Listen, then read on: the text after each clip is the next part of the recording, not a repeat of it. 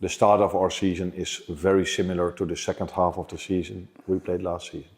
It's interesting though, isn't it? Because as you say, very fine margins, fine details, but sometimes externally, when you're on a winning run, everyone thinks you're the greatest team in the world, and when you lose a couple, it's a crisis. Do you find that sort of strange, how the analysis from a field is different? No, I don't find it strange, because we're in an industry where you need to win.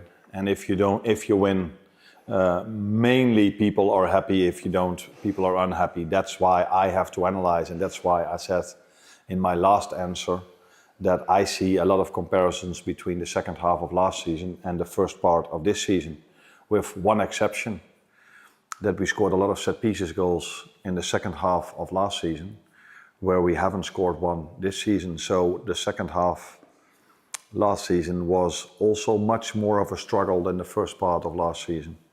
And struggle, I mean that teams found their way of playing against us with mainly a low block or a man-to-man all over the pitch, and a style of play when they have the ball that was totally different than the same teams we faced in the first part of the season.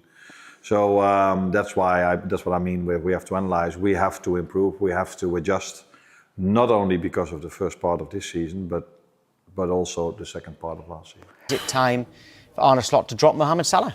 I think that's really harsh to say, dropping him already. His numbers over the years have been unbelievable. He always puts up numbers.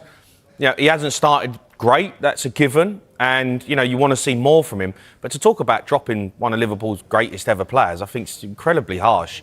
There's been 7 games. He hasn't performed to the level that you expect him, but he's got so much credit in the bank. He makes things happen. There's a lot of other things, I think, at Liverpool where they haven't got Trent. Trent's not there to be giving him them balls down the side and getting him in and making them overlaps, to giving him the space to come inside. There's a lot of things I think is different with Liverpool this season. So he'll come good. He always does. His legs have not gone. That's a fact. When you start talking about a player, maybe his legs are gone, or is he on the way down? I don't think that's the case for Mohamed Salah yet. He hasn't started great, but he'll come good. You say his legs haven't gone. He's still playing in the same position. Is it purely down to he's not used to the player who's behind him? Yeah, I think that takes time. I think it takes time. He's got a brand new player behind him. He started with Frimpong. He's got Szoboszlai there as well, who for me I think is wasted if you're playing him at a right back. But he's a different player. He's had years and years and years of having Trent there. He knows everything. As soon as Trent got his head up, he's on his bike, and he put him in constantly. Trent was one of the best assist players ever to play in the Premier League in terms of what he could do from his position. And Salah hasn't got that anymore. So, of course, his form's going to change. His runs are going to change. The way he plays is going to change, because Frimpong's a completely different player. I've noticed that, especially against Chelsea, Salah was getting the ball to feet a lot.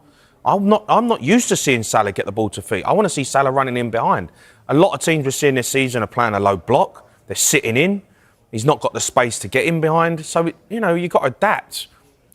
Yeah, I mean, there's no obvious Salah's an unbelievable assist maker as well, by the way. I mean, he's not just a goal scorer. Salah comes inside and he's got this lovely left foot where he flicks it into areas.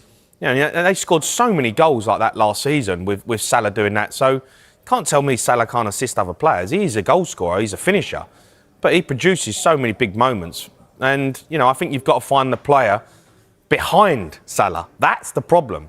You've got to find the player behind Salah to get him in, because they had Trent, and then Liverpool fans will hate to hear it, but without Trent, they're a different team, because he set up players. He played like he was like their David Beckham. He would put balls in areas which were just unbelievable, but they haven't got that player anymore, and he was a right back.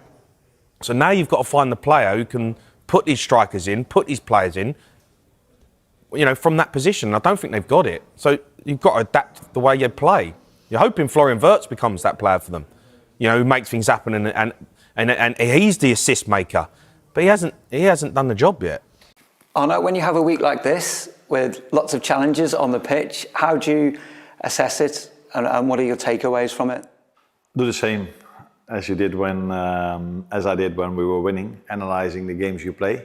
And there's also a reason why we played in many different formations, because For example, Alexanderisak cannot play every single game. McAllister cannot play every single game.